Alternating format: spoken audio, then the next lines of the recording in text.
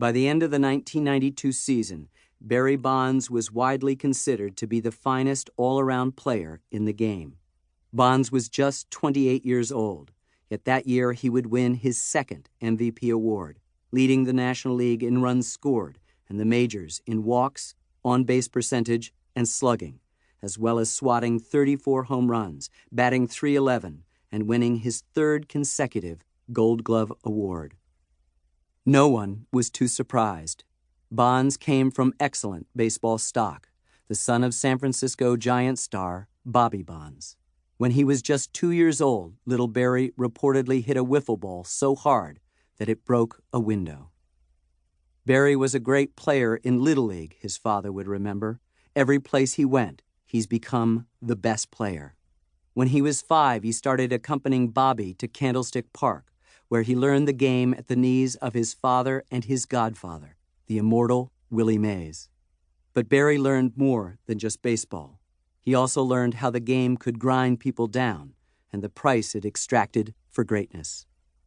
Working his way up through the minors in the Jim Crow South of the 1960s, Bobby Bonds had been called coon, darky, and nigger, and turned away from all-white restaurants, even banned from swimming in the local segregated pool.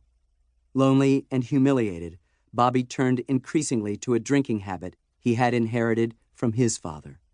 His talent was undeniable, combining speed and power to a degree that had almost never been seen before. Before he was finished, he won 3 Gold Gloves, and on 5 different occasions he hit over 30 home runs and stole more than 30 bases in the same season, a feat that had only been accomplished previously by Ken Williams back in the 1920s and by Mays himself.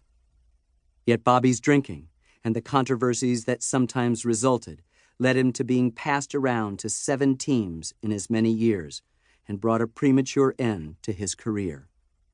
Barry Bonds saw much of this firsthand. He saw Willie Mays, exhausted from the demands of 20 years as a superstar, insist only on being left alone and advising Bobby not to trust anyone, just to look out for number 1. By his senior year in high school, Barry was one of the best players in California. His father's old team, the Giants, offered him $70,000 to sign, but then passed when he asked for just $5,000 more. Barry went to Arizona State University instead and signed 3 years later with Pittsburgh. After just 115 minor league games, he made the big club.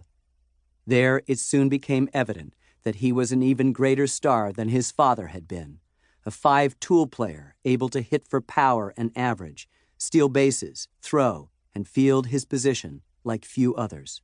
His baseball intelligence was readily apparent, and from the beginning he played the game with a veteran's poise and confidence. If he handles himself the way he is capable of, he's going to be a consistent star for years, predicted his manager, Jim Leland, while a teammate agreed that one day Barry would put up numbers no one could believe. The numbers came readily enough. Twice in his first 7 years in the majors, Barry matched his father's old feat of hitting 30 home runs and stealing 30 bases in the same season. Along with the Gold Gloves and the MVPs, he led Pittsburgh to 3 straight division championships. Yet off the field, Barry was often prickly and combative. "My job does not say walk in the locker room and kiss butt. It says go to work," he told reporters, and he seethed over how a less talented white outfielder for the Pirates, Andy Van Slyke, had become the Pittsburgh fans' favorite player. Barry's hostility was reciprocated, particularly when he struggled in the postseason, hitting only .191 with 1 home run in 3 league championship series. Pittsburgh failed to make the World Series, and even his fellow Pirates grew tired of his attitude. "I'd rather lose without Barry Bonds than win with him," declared one teammate. His wish was granted. After the heartbreaking loss in Atlanta to end the 1992 season, Bonds was a free agent, eligible to sign with any major league team he chose. Meanwhile, Peter McGowan, heir to a San Francisco supermarket fortune, had bought the floundering Giants and was determined to move the team out of windy, bone-chilling Candlestick Park and into an inviting new downtown stadium. McGowan needed a marquee attraction, and the perfect hometown hero was available. In 1993, he signed Barry Bonds to a record 6-year, $43.75 million contract. It was a splendid homecoming. At the press conference to announce his signing, Barry stood crying openly between Willie Mays and his father, who had not taken a drink for 4 years and would now serve as a Giants coach. "It's like a boyhood dream that came true for me," Barry said, holding up the Giants jersey he would wear with his father's old number 25 on the back. "All I've ever wanted to do was share something with my father. This is the greatest moment in my entire life." Barry's too proud. When he first won his MVP, it was, I gotta get another one. He was possessed with getting another one. His father lauded him to the press. It's in his mind. I want more. I gotta get more. He's just too proud. He wants to be the best. I mean, he's just not going out there playing. He wants to be the best. Giants fans were ecstatic. Behind the scenes, Bonds soon proved to be as hostile and alienating as ever to teammates, reporters, and club officials.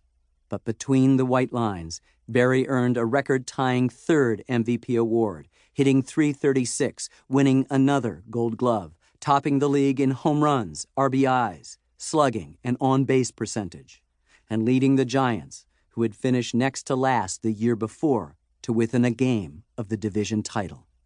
The native son was back. To keep listening to this audiobook, I've left you a link in the description so you can do it, at no cost thanks to Audible's 30-day free trial.